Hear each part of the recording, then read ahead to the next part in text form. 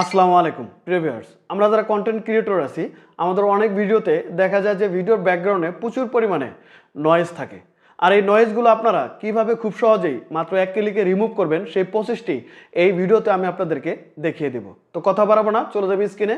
আর স্ক্রিনে যাওয়ার পূর্বে আপনাদের কাছে রিকোয়েস্ট, যদি এখনো পর্যন্ত আমাদের এই চ্যানেলটি সাবস্ক্রাইব করে না থাকেন তাহলে প্লিজ আমাদের চ্যানেলটি সাবস্ক্রাইব করে দেবেন। আর যদি এই ভিডিওটি ফেসবুক পেজ থেকে দেখে থাকেন তাহলে আমাদের পেজটি ফলো করে দিয়ে আমাদের সাথেই থাকবেন। ওয়েলকাম ব্যাক প্রিয় ভিউয়ার্স, আমরা চলে যাবো প্লে স্টোরে গিয়ে এখানে সার্চ বক্সে আমরা লিখে দেব পাওয়ার ডিরেক্টর লিখে সার্চ দিলে আমাদের মাঝে পাওয়ার ডিরেক্টর অ্যাপসটি চলে আসবে। আমরা এই অ্যাপসটি ইনস্টল করে নেব। আমার যেহেতু আগের থেকে ইনস্টল করা রয়েছে, আমি এখন চলে যাব পাওয়ার ডিরেক্টর অ্যাপসে। আমি চলে গেলাম পাওয়ার ডিরেক্টর অ্যাপসে।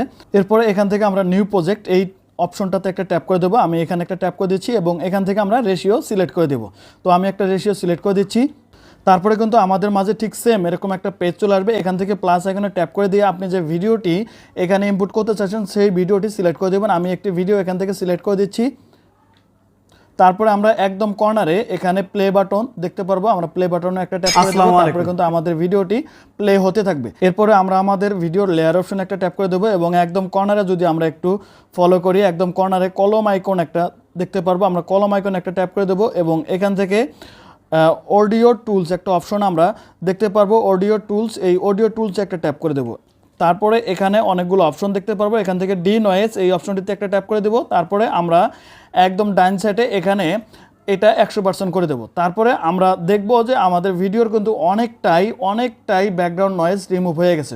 সবশেষে আমরা একদম কর্নারে এই অপশনে একটা ট্যাপ করে দিয়ে আমরা আমাদের ভিডিওটি এক্সপোর্ট করে নিতে পারবো। এখন আমরা চলে আসবো আরেকটি অ্যাপসে। আমি এখন ব্যাগে চলে যাচ্ছি। ব্যাগে গিয়ে আমরা প্লে স্টোরে আবারও সার্চ করে দেবো ইনশুট নামে। আমরা এখানে ইনশুট লিখে সার্চ করে দেবো। ইনশুট লিখে সার্চ করে দিলে আমাদের মাঝে ঠিক সেম এরকম একটা অ্যাপ চলে আসবে।